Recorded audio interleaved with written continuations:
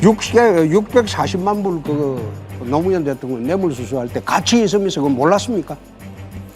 지금 노무현 대통령이 뇌물 받았다고 말씀하신 겁니까? 그렇습니다.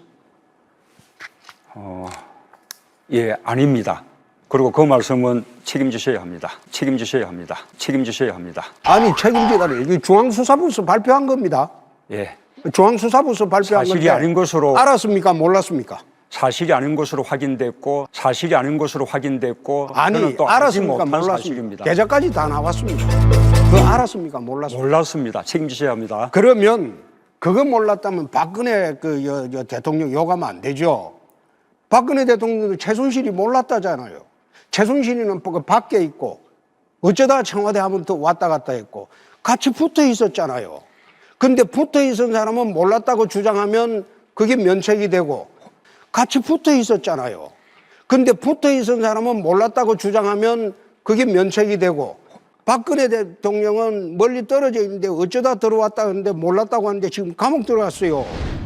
후보 검증할 때 내가 문재인 후보한테 돈 받았다고 한 일이 없습니다. 네. 잘못 알고 있습니다. 아니 노무현 대통령 돈 받은 거는 640만 달러 700만 원 뇌물을 받았죠. 70억. 사람이 돌아가셨지만은 네. 뭐 극단적인 선택을 했지만은 거기에 계좌 추적 결과가 나와 있어요. 그리고 중앙수사부에서 공식적으로 뇌물로 발표하고 네. 사람이 이게 사망을 했기 때문에 공소권 없음 결정을 한 겁니다. 네.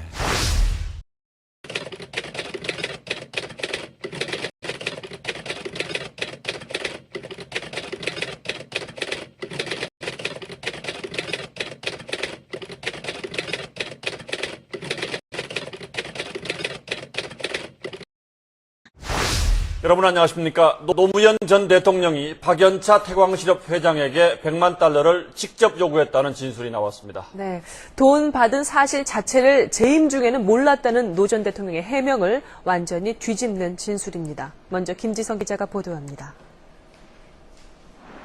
대검찰청 중앙수사부는 지난 2007년 6월 말 노무현 전 대통령으로부터 100만 달러를 직접 부탁받았다는 박연차 회장의 진술을 확보한 것으로 확인됐습니다. 이에 따라 박 회장은 직원 130여 명을 동원해 이틀 사이 급박하게 100만 달러를 환전했다고 검찰은 밝혔습니다.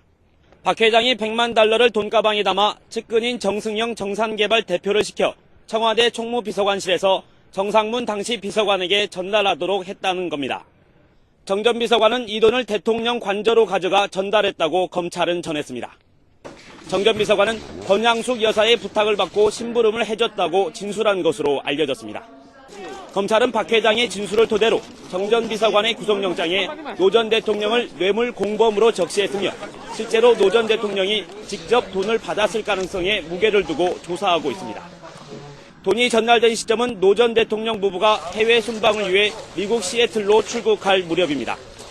당시 아들 건호 씨는 미국 캘리포니아주에서 유학을 하고 있었으며 지인의 회사에 $10,000를 투자했다고 밝힌 시점도 이때쯤입니다. 이후 건호 씨는 지난해 봄부터 여름까지 실리콘밸리에서 월세 $3,600, 당시 환율로 월 390만 원짜리 고급 주택에서 지낸 것으로 알려졌습니다. 검찰은 이와 함께 박 회장이 주변 인물을 위한 인사청탁이나 사업상 이익의 대가로 100만 달러를 전달했는지에 대해서도 확인하고 있습니다. SBS 김지성입니다.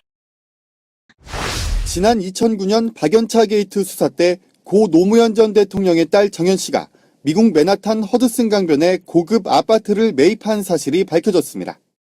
당시 박연차 회장의 돈 140만 달러가 아파트 대금으로 건네졌는데 2009년 100만 달러가 추가로 건네졌다는 의혹이 최근 제기됐습니다.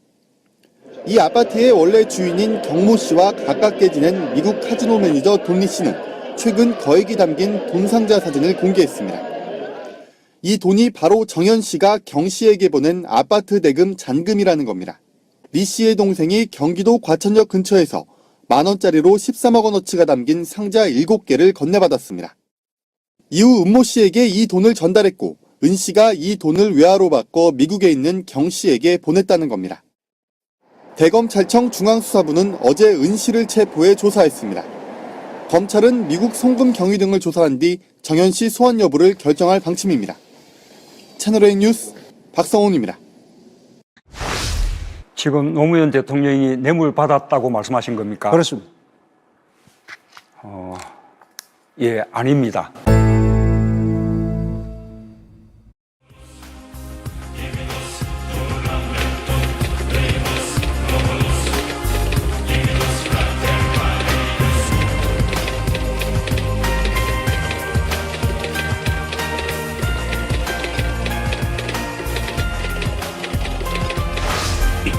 고위공직에서 원천적으로 배제해야 합니다.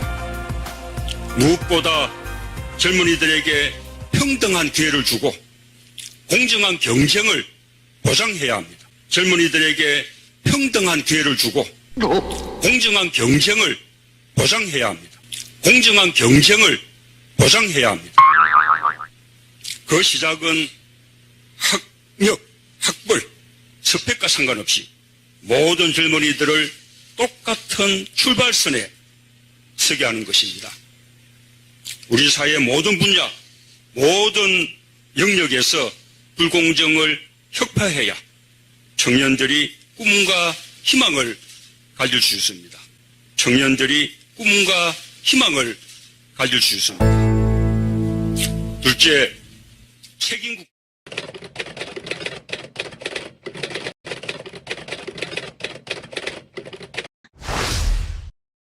네, 지금 아들 문준용 군의 사진입니다. 저희가 취재하면서 직접 입수한 이력서 사진입니다.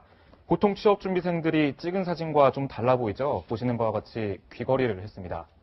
먼저 서류 제출 방식입니다.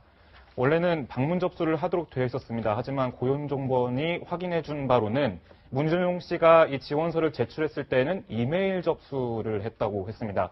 뭔가 방식이 문제가 있었고요. 그리고 기간도 지키지 않았는데요. 보시면 원서 마감이 12월 6일이었는데 졸업증명서 출력일이 12월 11일로 오히려 더 뒤쳐져 있는 상황입니다. 4년 한 6개월 전에도 정치 공세라고 강하게 부인을 했습니다. 지금 현재 문재인 전 대표 측 입장은 어떻습니까, 최 기자? 계속 사실이 아니고 사실이 아닌 것으로 밝혀졌다. 그냥 네거티브고 정치적 공세일 뿐이다. 이렇게 계속 얘기를 하고 있는데요. 하지만 이 의혹이 계속돼서 제기되고 있고 한간에는 뭐 정유라보다 더 심하다 이런 얘기까지 나오거든요. 하기 때문에 확실한 이 의혹에 대해서 구체적인 설명과 해명이 필요할 것으로 보입니다. 새로운 신입사원을 뽑기 위해서 원서 접수를 해주십시오. 이렇게 공고를 내는 걸 보통 적어도 일주일 전에는 올려놓고 원서 접수를 받는데 이때는 원서 접수 딱 하루 전에 인터넷 딱 한 곳에만 그 공고를 냈다는 게 문제가 되는 거죠, 지금? 예, 그렇습니다. 문재인 전 대표 아들의 취업 특혜 의혹이 연일 제기되고 있습니다. 문 전 대표 측은 공식 입장을 내진 않았지만 의혹을 부인하며 법적 대응을 검토하겠다고 밝혔습니다. 김준영 기자입니다. 자유한국당 소속 심재철 국회부의장은 문재인 전 대표의 아들 준용 씨가 석연찮은 채용 일정과 필수 서류 미비, 입사 후 14개월 만에 이른바 황제 휴직을 했다는 등의 기존 의혹 외에 휴직 기간 미국 애플리케이션 업체에 취업하고도 고용정보원으로부터 37개월치 퇴직금까지 챙겼다는 새로운 의혹을 내놨습니다. 바른정당은 정유라의 입시 특혜와 다를 바 없다고 비판했습니다. 자기 자식은 뒷구멍으로 각종 특혜는 다 누리게 하면서 본인이 바로 적폐청산의 대상인 것이다. 같은 당 하태경 의원은 이명박 정부 당시 감사 결과 특혜 의혹이 허위로 판정났다고 한 문 전 대표 측 해명이 거짓이라고 주장했습니다. 문재인 아들에 대한 감사는 없었어요. 허위 사실을 지금 공표하고 있는 겁니다. 문재인 후보를 고발했습니다. 허위 사실 공표죄로 고발했습니다.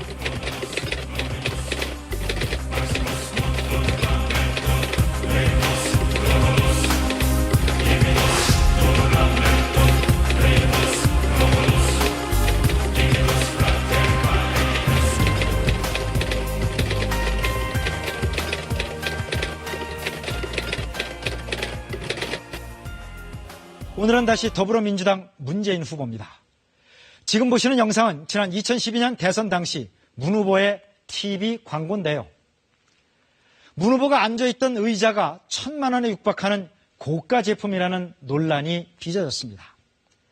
당시 문 후보의 부인 김정숙 씨는 SNS를 통해 모델하우스 전시 가구를 30인가 50만 원에 샀는데 발품을 판 보람이 있었다. 이렇게 해명했습니다. 그리고 20분 뒤에 지인이 싸게 산 가구를 자신이 50만 원에 산 것이다. 이렇게 말을 바꿨습니다.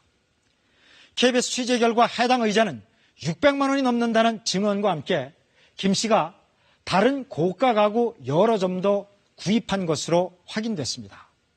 그런데 김 씨가 해명을 수차례 바꾸는 과정에서 결국 고위공직자 재산신고 내역이 누락된 것이 드러났습니다. 대선 후보 검증단 이현준 기자가 취재했습니다.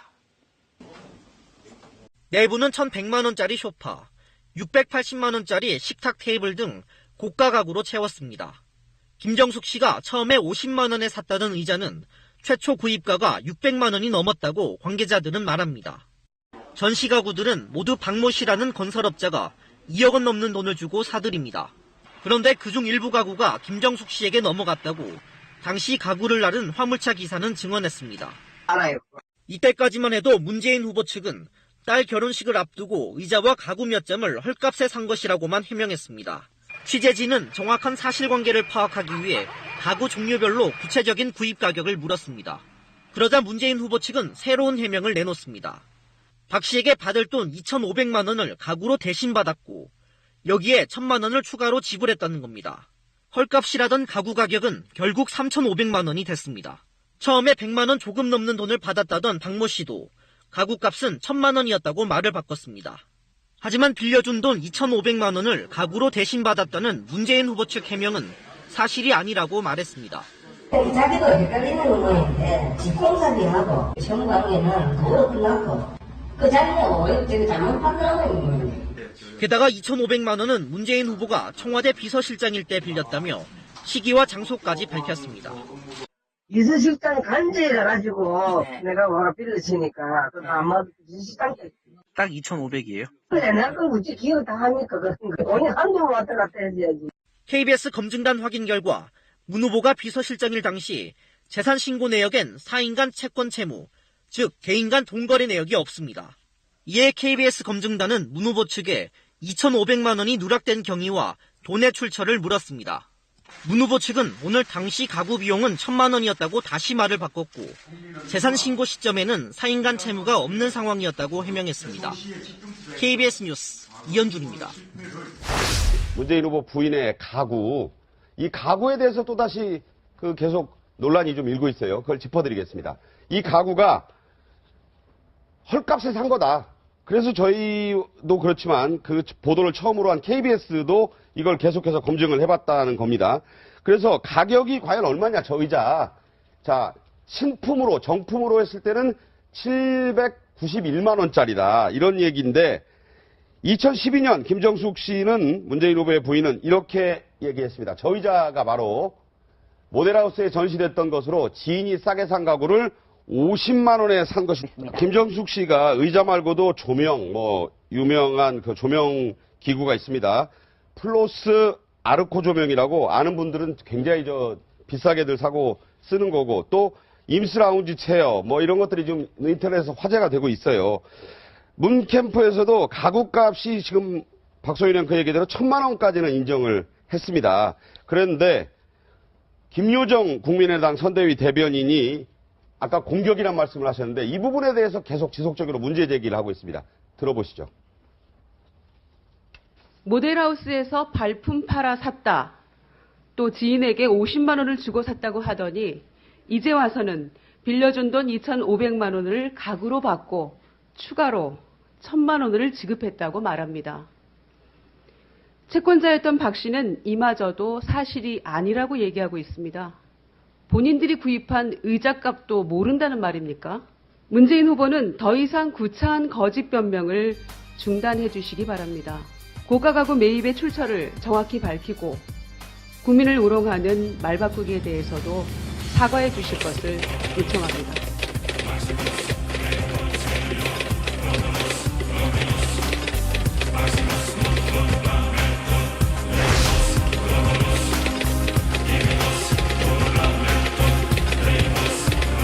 문재인 후보는 노무현 정부 청와대 시민사회 수석시절 이산가족 상봉차 북한의 이모를 만났습니다. 그런데 북한이 대남 공작 차원에서 상봉 특혜를 준 것 아니냐는 의혹이 제기되었는데요. 박세암 기자가 집중적으로 살펴봤습니다. 지난 2004년 7월 금강산의 이산가족 상봉장에서 문재인 당시 청와대 수석이 노모와 아들 등 가족과 함께 북한의 막내 이모 강모 씨를 맞이합니다. 제가 장남이고 문재인 제 처. 당시 200명의 북측 상봉자 명단을 봤더니 모두 69살 이상의 고령자들이었는데 문 후보의 이모 강 씨만 유일한 50대로 가장 젊었습니다. 2000년 1차 이산가족 상봉이 시작된 후 문 후보가 참여한 10차 상봉까지 모두 1000명의 북한 측 참가자 중에서도 60살 미만은 강 씨를 포함해 단 2명밖에 없었습니다. 망향의 한이랄까 가족에 대한 보고 싶은 그런 것들을 헤아려서 고령자를 좀 우선적으로. 더욱이 이모 강 씨는 당시 55살 문 후보보다 4살 많았는데 문 후보는 어머니가 월남한 후 태어났기 때문에 일면식도 없었습니다. 그런데도 북한의 이모 강 씨는 그런 문 후보를 지목해 상봉을 희망했습니다. 문 후보 측이 앞서 여러 차례 상봉을 신청했다가 무산된 적이 있는 데다 북측이 제출한 명단에는 문 후보의 나이가 74살로 되어 있습니다. 북한 정권이 노무현 정부의 실세를 배려한 것 아니냐는 의혹이 제기되는 이유입니다. 노무현 대통령의 최측근이었던 문 후보에게 접근하기 위한 수단으로 이 때문에 당시에도 문 후보의 방북에 대해 부적절하다는 우려의 목소리가 있었습니다. 자기네들한테는 유리하다고 판단을 해서 그렇게 접근을 할 수 있겠죠. 그런 게 이제 대남 전략 전술이라고. 이에 대해 문 후보 측은 허위 사실에 기반한 정치 공세이고 일고의 논의 가치도 없다며 강한 유감을 표시했습니다. MBC 뉴스 박세암입니다.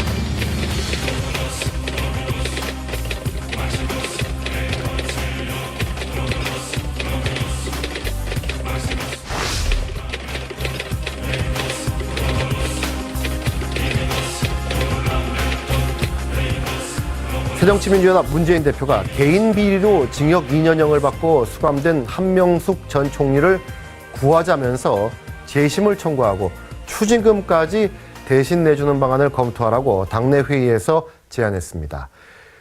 대한민국 제1야당의 대표가 대법원 판결을 계속 지금 부정하고 있는 것인데 당내에서도 무리수라는 말이 나온다고 합니다. 김경화 기자의 단독 보도입니다. 새정치민주연합 문재인 대표가 정치자금법 위반으로 징역 2년형을 받은 한명숙 전 총리를 구제할 수 있는 방법을 찾아보라고 지시한 것으로 확인됐습니다. 문 대표는 오늘 비공개로 진행된 당 회의에서 한 전 총리 사건의 재심 청구가 가능한지 8억 8천여만 원의 추징금을 도와줄 수 있는 방법이 있는지 알아보라고 말했습니다. 대법관 13명 모두 유죄를 인정한 판결을 뒤엎자고 나선 겁니다. 한 비노의원은 변호사 출신인 제1야당 대표가 대한민국 사법체계를 부정하는 듯한 발언을 해선 되겠느냐며 우려를 표했습니다. 문 대표가 재심 청구 검토를 지시하던 시각 한 전 총리의 변호인단은 별도 회의를 열어 재심 청구는 실효성이 없다는 결론을 내렸습니다. 현행법상 대법원 판결에 재심을 청구하려면 새로운 무죄의 증거가 있어야 합니다. 변호인들마저 무리수라고 판단한 한명숙 구하기를 제1야당 대표가 고집하고 있습니다. TV조선 김경화입니다. 사법부만큼은 정의와 인권을 지켜주는 마지막 보루가 되어주기를 기대했지만 오늘 그 기대가 무너졌습니다. 참으로 참담한 심정이라는 말씀을 다시 한번 드립니다. 연일 강경한 입장을 이어가던 새정치연합 문재인 대표가 돌연 측근 잘라내기를 시작했습니다. 한명숙 전 총리에게는 탈당을 요구했고 신복들에게는 불출마를 종용한 거죠. 불과 며칠 전만 해도 한명숙 전 총리 재심 청구를 하겠다더니 태도를 180도 바꿔 한 전 총리에게 탈당을 요구하는가 하면 한명숙 전 대표 스스로 당적 문제를 정리해 줄 것을 요청했습니다. 현재 의정부 교도소에 수감 중인 한명숙 전 총리에 대해서 지난 1월 영치금 250만 원을 추징해서 국고에 귀속을 시켰습니다.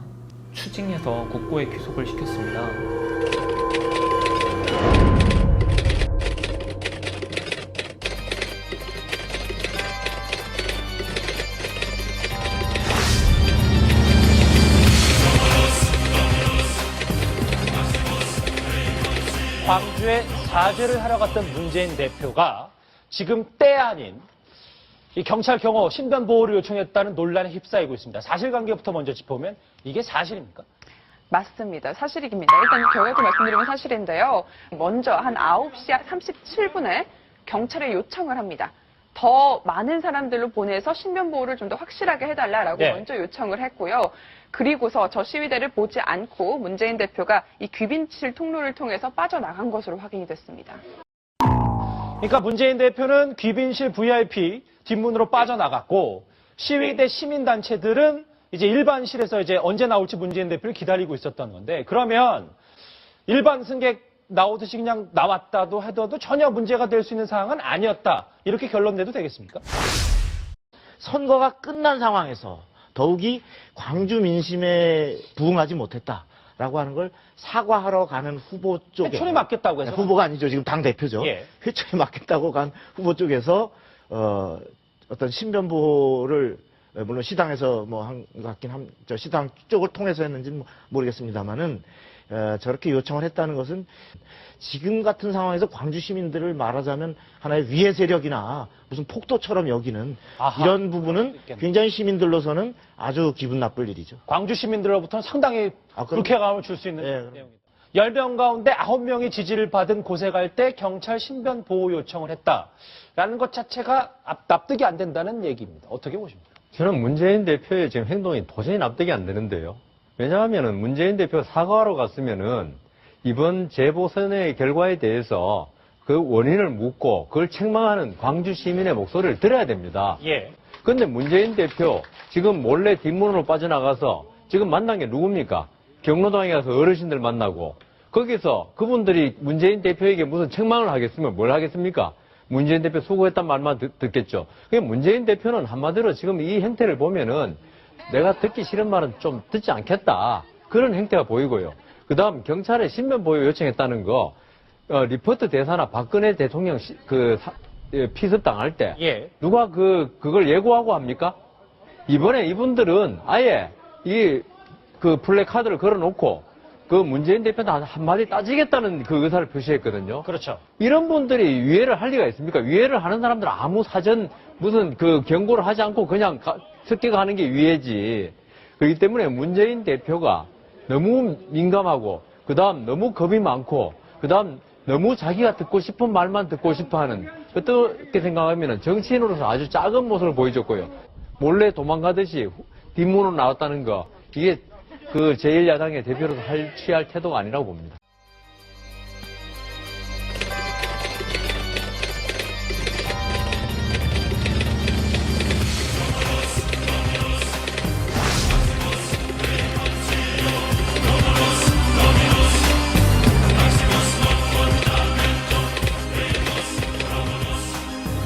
네, 새정치연합 문재인 대표가 당 행사인 정책엑스포에서 우리나라 국회의원 수를 400명으로 늘려야 한다고 한 발언이 문제가 됐습니다. 문 대표는 OECD 주요 국가와 비교하면 인구 대비 의원 비율이 낮다며 의원 정수를 늘리면 직능 전문가를 비례대표로 뽑거나 여성 30% 비례대표 보장도 가능해진다고 설명했습니다. 김영우 수석 대변인은 서면 브리핑에서 대다수 국민은 의정 활동을 더 열심히 하기를 바랄 것이라며 국무총리 인준도 여론조사로 하자더니 왜 대다수 국민의 의사에 반하는 발언을 했는지 이해하기 어렵다고 지적했습니다. 이어 왜 100명이나 늘려야 하는지 명확한 근거도 제시하지 못했다며 막연하다고 맹비난했습니다. 같은 당내에서도 다른 목소리가 나왔습니다. 문 후보는 아무런 당무 경험이 없습니다. 늘 좌고우면하는 성격입니다. 우리 박지원 후보께서 당대표가 되시면 제왕적 대표가 될 것 같아, 이런 걱정들이. 당대표가 되면은 대권 후보 포기하시겠느냐? 저는 다음 대선 불출마 선언을 할 생각이 전혀 없습니다. 진 사람이 어떻게 이기는 정당 만듭니까? 대통령 후보가 책임도 안 지고 2년 반간 국회에서 뭘 했습니까? 박지원 후보님은 우리 당의 호남 기득권의 상징이라는 그런 비판이 있습니다. 지난번에 제가 우리 정책본부장과 토론하시라 이야기는 제가 사과드리겠습니다. 나 말고 정책본부장이랑 토론해라. 이 말로 좀 곤욕을 치른 것 같은데 이 말의 주인공 윤호중 정책본부장이죠. 어제 기자회견에서 논란이 된 발언이 있었습니까? 네, 그렇습니다. 지금 문재인 후보의 대표 공약이 바로 81만 개 공공 일자리 부분이고요. 네. 이거에 대한 재원을 어떻게 할 것인가가 주요 쟁점으로 떠올랐습니다. 그래서 문재인 후보가 제대로 답을 못하면서 정책본부장에게 물어보라 이렇게 네. 지난 토론에서 얘기를 했는데 어제 민주당이 정책 공약집을 내놓으면서 윤호중 본부장이 직접 설명에 나섰는데 어디에 세금을 얼마나 올릴지에 대해서는 말을 못했습니다. 네. 직접 들어보시겠습니다. 구체적인 과세 구간이라든가 또 세율 문제라든가 이런 부분에 대해서는 그다지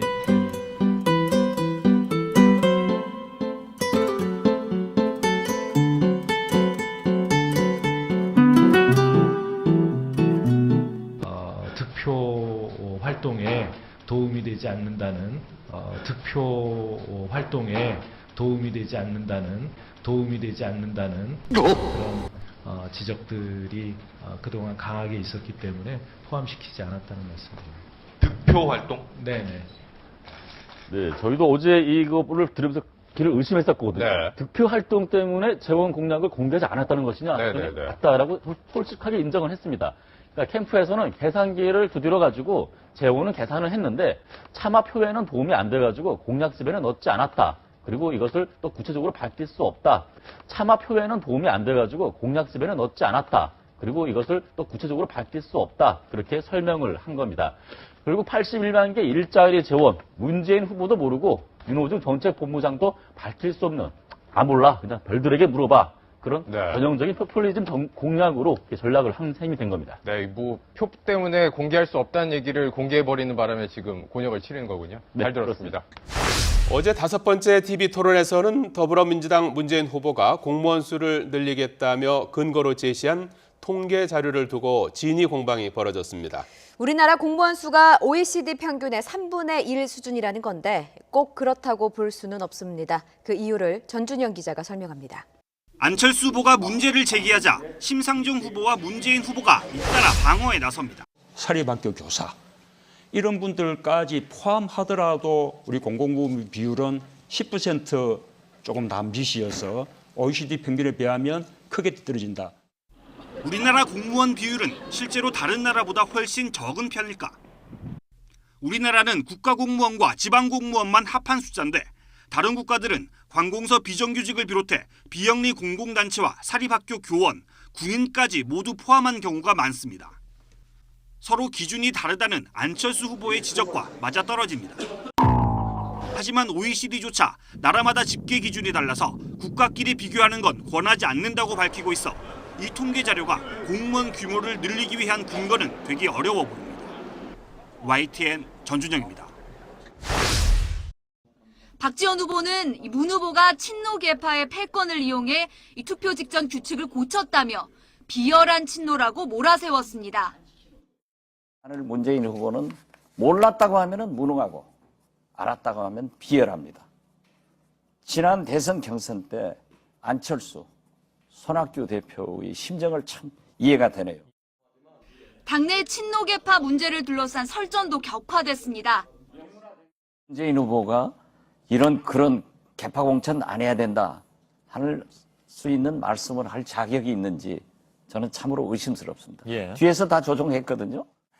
그때 우리 박지원 후보님께서 당의 최고위원 하시면서 공천을 함께 하셨죠. 그것을 저한테 이렇게 책임을 지우시면 어떻게 합니까?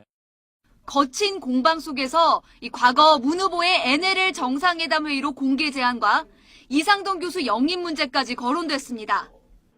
문재인 후보께서요. 이상돈 비대위원장도 저분이 추천했어요. 그렇게 해가지고 말썽이 되니까 나는 반대했다 해가지고 나중에 진실 게임을 벌이더라고요. 저야말로 정말 그만두고 싶네요. 이 박영선 대표가 그것 때문에 공격받을 때 제가 편 들어 드렸던 것이죠. 뻔히 다 아시면서 그렇게 자꾸 이렇게 덮어씌우시면 안 되시고요. 급기야 새 후보가 민망한 수준의 감정 섞인 설정까지 주고받았습니다. 가장 지금 저질의 토론이 되고 있는 것 같습니다. 참 뭐 어떻게 제가 뭐 말씀드려야 할지 모르겠습니다. 예, 저질 말씀하셨는데요. 내일 투표가 시작되는데 오늘 규정 바꿔버리는 그런 행동이 저질입니다. 새정치연합의 새로운 당대표 선출이 진흙탕 싸움으로 번지고 있습니다. YTN 박조은입니다.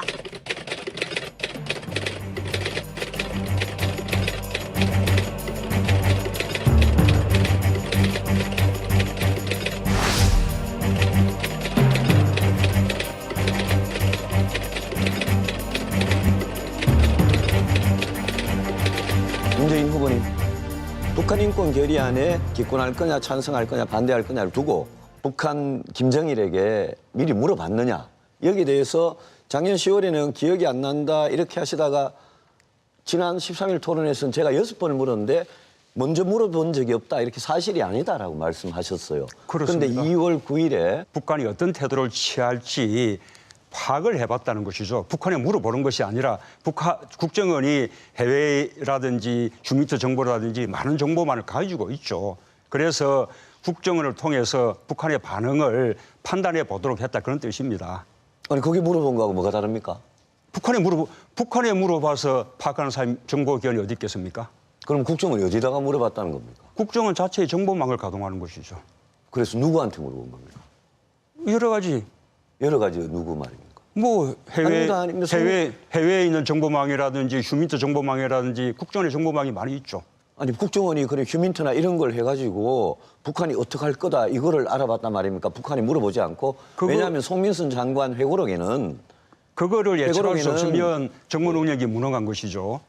아니 그거는 북한에게 물어보면 물어보나 마나 아닙니까? 북한에 물어보면 그걸 찬성하겠습니까? 북한에 물어본 적이 없다고 하지 않습니까? 북한이 어떤 태도를 취할지 파악해 보도록 했다. 판단해 보도록 했다. 그러니까 북한이 물어본 거 아닙니까? 그게. 북한에 물어봐야 되겠습니까? 문 후보님, 이 문제는 지도자의 어떤 정직성하고 관계된 문제라고 생각합니다. 문 후보님, 이 문제는 지도자의 어떤 정직성하고 관계된 문제라고 생각합니다. 예. 네. 언제 거기에 북한에 물어본다는 말이 있습니까? 국정원을 통해서 북한에 확인했다 이렇게 되어 있습니다. 네. 언제 거기에 북한에 물어본다는 말이 있습니까? 국정원을 통해서 북한에 확인했다 이렇게 되어 있습니다. 그렇지 않습니다. 예. 네. 언제 거기에 북한에 물어본다는 말이 있습니까? 국정원을 통해서 북한에 확인했다 이렇게 되어 있습니다. 그렇지 않습니다. 북한의 태도를 국정원으로 하여금 판단하겠다는 것이죠. 그러니까 지금 말씀은 북한의 태도를 판단하는데 국정원이 북한이 아닌 완전히 다른 사람한테 알아봤다 이 뜻이거든요. 해외 정보망이라든지 많은 국정원이 가지고 있는 정보망을 통해서 북한의 태도를 가늠해 본 것이죠. 유엔 북한 인권 결의안 논란이 다시 불붙고 있습니다. 노무현 정부가 북한 의견을 물어본 뒤 표결 기권을 결정했다고 주장한 송민순 전 외교장관이 당시 청와대 문건을 전격 공개했습니다. 당시 청와대 비서실장이었던 문재인 더불어민주당 대선 후보와의 진실 공방도 새 국면을 맞게 됐습니다. 먼저 김세진 기자가 보도합니다. 송민순 전 장관은 이런 문재인 후보의 주장을 반박하면서 당시 노무현 대통령이 북한에서 받은 반응이라며 자신에게 보여준 문서의 사본을 공개했습니다. 2007년 11월 20일 싱가포르에서 열린 아세안 플러스 3에 참석 중이던 노 대통령이 자신을 호텔방으로 불러 문서를 보여준 뒤 표결에서 기권하자고 했다는 겁니다. 이 문서에서 북한은 우리 정부의 인권 결의안에 찬성하는 것은 남북선언 위반, 남북관계 발전에 위태로운 사태를 초래할 수 있다며 표결에서 책임 있는 입장을 취해주기 바란다고 우리 정부를 압박했습니다. 또 청와대를 상징하는 마크와 전화로 접수해 국정원장이 청와대 안보실장에게 전달했다는 내용도 있습니다. 송 전 장관은 자필 메모가 담긴 당시 수첩 일부도 공개했습니다. 묻지 말았어야 했는데 문재인 비서실장이 북한에 물어보라고 해서라는 당시 노 대통령과의 면담 상황 등이 담겼습니다. 지금 대선 토론 과정에서도 그냥 제가 사실이 아닌 걸 쓴 사람으로 그렇게 이야기를 하잖아요. 그럼 저로서는 그거를 밝혀야죠. 그러면서 문 후보가 이 문서를 보고도 그렇게 이야기할 수 있는지 답해야 한다며 해명을 촉구했습니다. MBC 뉴스 김세진입니다. 문재인 후보 측은 이미 표결 기권을 결정한 뒤 이를 북한에 통보만 한 거라고 설명해 왔는데요. 이 송민순 전 장관이 공개한 문건을 보면 이런 설명과는 차이가 있어 보입니다. 정동욱 기자가 자세히 살펴봤습니다. 문건의 세 번째 문장, 만일이라는 가정 형태의 문구에서 북한은 우리 정부가 인권 결의안에 찬성할 경우 관계 악화를 경고했습니다. 인권 결의안에 찬성하는 건 정당화될 수 없다며 우리 정부의 결정을 예의주시하겠다고도 압박했습니다. 우리 정부가 찬성할 것을 우려하고 보낸 사실상의 경고문으로 읽혀집니다. 송 전 장관은 문 후보 측 해명대로 북한이 원했던 기권 결정을 통보했다면 북측이 이런 식의 경고성 답변을 해왔을 이유가 없다며 이 문건은 의견을 물어본 데 대한 답장이라고 주장했습니다. 그 북한에서 온 메시지 그걸 보면 기권에 대한 답입니까? 찬성 가능성에 대한 답입니까? 그거 보면 알잖아요. 우리 정부가 기권 결정을 통보한 데 대한 북한의 반응이라면 감사하다 또는 다행이다라는 북측의 입장을 담은 긍정적 평가나 표현이 있어야 한다는 지적도 있습니다. 또 이미 기권 결정이 이뤄졌는데 이것을 굳이 북한에 통보할 이유가 있느냐는 반론도 제기됩니다. 송민순 전 장관의 문건 공개에 대해 더불어민주당과 문재인 후보 측은 강력히 반발하며 법적 대응에 나서겠다고 밝혔습니다. 다른 정당과 후보들은 문 후보 측이 계속 말바꾸기를 하고 있다며 일제히 공세에 나섰습니다. 김수근 기자입니다.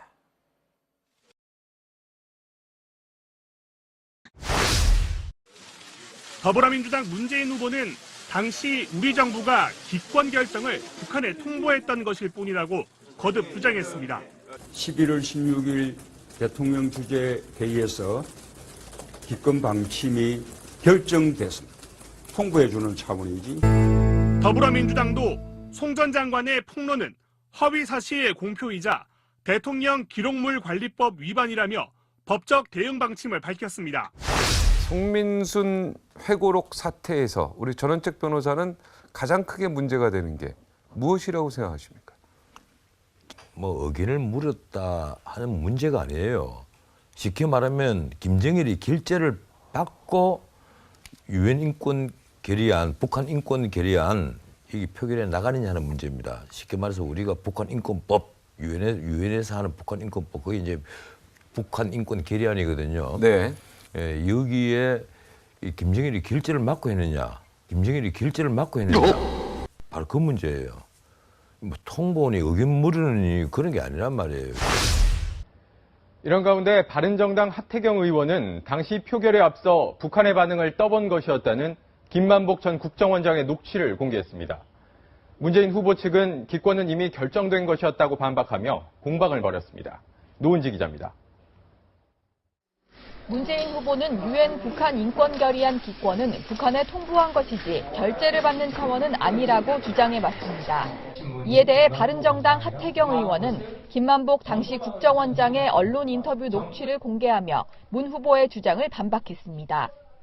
김 전 원장이 공식 채널을 통해 찬성 입장을 흘려 북측의 반응을 떠봤다는 내용입니다. 남북 채널을 통해서 확인을 해보자. 찬성해도 괜찮은지 확인해보자라고 내가 얘기를 했고 북한 반응을 떠보겠어요. 예. 문 후보는 앞서 토론회에서 공식 채널이 아니라 국정원 정보망을 통해 북한의 반응을 판단해 보도록 했다고 설명하기도 했습니다. 문재인 후보는 지금 TV 토론 때 계속 거짓말을 하고 있다. 기권 통보했으면 확인할 필요가 없는 거 아닙니까? 각 당의 공세는 이어졌습니다. 자유한국당은 특검 수사와 국회 국정조사를 추진하기로 했고 국회 정보위원장인 한국당 이철우 의원은 국정원의 전통문 공개를 요구했습니다. 문재인 후보 거짓말도 크게 한 것이 됩니다. 그래서 국민들이 그런 거짓말하는 분 그리고 또 안보 관련해서 북한을 주적이라고 말하지 않는 그런 분한테 과연 국군 통수권을 맡길 수 있을 것이냐. 문재인 후보가 저는 보기에는 대통령 되기는 어렵지 않을까. 저는 그것을 확신합니다.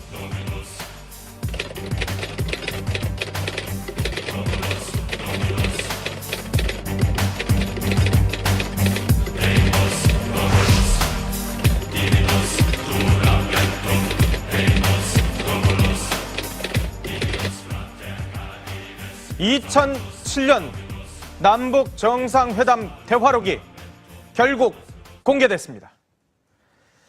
제가 들고 있는 바로 이 문서입니다. 100쪽이 넘는 전문이 아닌 8쪽짜리 발췌본입니다마는 제가 이 내용을 보니까 정말 참담합니다.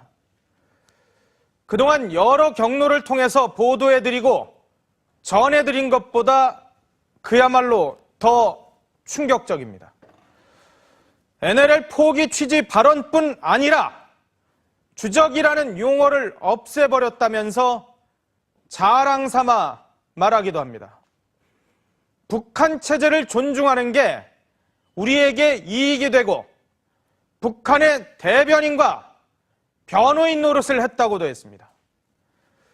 그리고 다음 대통령이 누가 될지 모르니까 뒷걸음질 치지 않게 쐐기를 박아놓자고 제안도 합니다. 자신이 받은 보고서인데 김정일한테 심심할 때 보시도록 드리고 가면 안 되겠느냐며 애원까지 합니다. 이 발언을 한 사람 누군지 아십니까? 다른 사람도 아닌 대한민국 대통령입니다. 대한민국 국민의 한 사람으로서 자괴감까지 듭니다. 정상회담 발언록을 공개하는 것이 절차상으로 맞는 것인지, 법적으로 타당한 것인지, 국제규범에 맞는 것인지는 사법기관에 맡기면 될 문제입니다. 과연 대한민국 대통령이 무슨 생각으로 대한민국 국민의 동의도 없이 대한민국의 주권과 영토를 포기하는 발언까지 한 것인지, 그리고 현재도 정치를 하고 있는, 그리고 여전히 활동하고 있는 당시 대통령을 보좌했던 사람들은 과연 이 상황을 어떻게 설명할 것인지 묻지 않을 수가 없습니다. 오늘 뉴스특보에서는 충격적인 2007년 남북 정상회담 대화록 집중 보도합니다. 사실이 아닙니다. 문서 결제 시스템 또 문서 관리 시스템을 전혀 몰라서 하는 소리예요. 이지원에 올라왔던 문서가 폐기되는 일은 있을 수가 없어요. 이 다 보고되고 결제가 됐기 때문에 제가 그 회의록 최종적으로 감수하고 북한과 대화할 때 참고하라고 정부 보존 기록으로 남겨두고 놓은 사람입니다. 제가 그 회의록 속에 노무현 대통령이 NLL을 포기한다거나 다시 NLL을 주장하지 않는다거나 그런 언급이 있다면 제가 책임지겠다고 진작에 제가 공언했죠. 대화록을 읽고 NLL 포기는 없었다는 거 아닙니까? 앞으로 또 수사가 더 진행이 되면 그때 또 필요하면 또 말씀드리겠습니다. 노무현 대통령과 참여정부는 NLL을 확실하게 지켰습니다. 지금 검찰이 문제 삼고 있는 것이 최초 보고된 대화록이 왜 이관되지 않았느냐라는 것인데, 그렇게 대통령의 수정 보완 지시가 있었고 그 이후에 수정 보완된 대화록이 다시 보고가 된 이상 최초 보고된 대화록이 이관되지 않는 것은 너무나 당연한 일이 아니겠습니까? 네, 그런데 문재인 의원은 그동안 대화록과 관련해서 여러 번 말을 바꿨습니다. 검찰 조사를 받기 전과 후까지 문 의원이 했던 말들을 보면은 앞뒤도 안 맞고 무슨 논리인지 알아듣기가 힘듭니다. 이희정 기자입니다. 대선 유세가 한창이던 지난해 10월, 민주당 문재인 의원은 노무현 전 대통령이 NLL을 포기한 게 사실이라면 책임지겠다고 했습니다. 사실이라면 제가 책임지겠습니다. 돌아가신 노무현 대통령 대신 제가 사과드리겠습니다. 남북 정상회담 대화록을 국가기록원에 옮겼다고도 호언장담했습니다. 제가 그 회의록 최종적으로 감수하고 그것을 정부 보존 기록으로 남겨두고 놓은 사람입니다. 하지만 국정원본이 공개되고 진위 논란이 불거지자 긴급 성명을 내고 국가기록원에 있는 대화록을 공개하자고 먼저 제안합니다. 하지만 지난 7월 국가기록원에 원본이 없는 것으로 알려졌고 문 의원은 몰랐던 귀책 사유가 있다면 책임지겠다고 했습니다. 지난 10월에는 나를 소환하라는 내용의 보도자료를 내고 검찰의 정상회담록 수사 결과에 정면 반발하기도 했습니다. 하지만 지난달 국가기록원에 대화록이 없다는 검찰 수사 결과가 나오자 태도를 바꿨습니다. 귀책 사유가 있다면 책임지겠다는 말씀도 하셨는데 두 분도 여전히 이해하신가요? 왜들 이러세요? 대신 봉화마을에 사본이 있으니 문제될 게 없다는 주장을 폈고 어제 검찰에 출두하면서도 대화록은 존재한다고 주장했습니다. 노무현 대통령과 참여정부는 NLL을 확실하게 지켰습니다. 대화록은 멀쩡하게 잘 있습니다. 그리고 수사를 받고 검찰을 나서면서 문 의원은 검찰 자료를 통해 노 전 대통령이 대화록을 직접 수정 보완하라는 지시가 있었다는 점을 확인했다고 했습니다. 문재인 의원은 당시 대통령 비서실장이었습니다. 대통령 기록물을 관리하고 이관하는 최종 책임자이기도 합니다. TV조선 임정수입니다.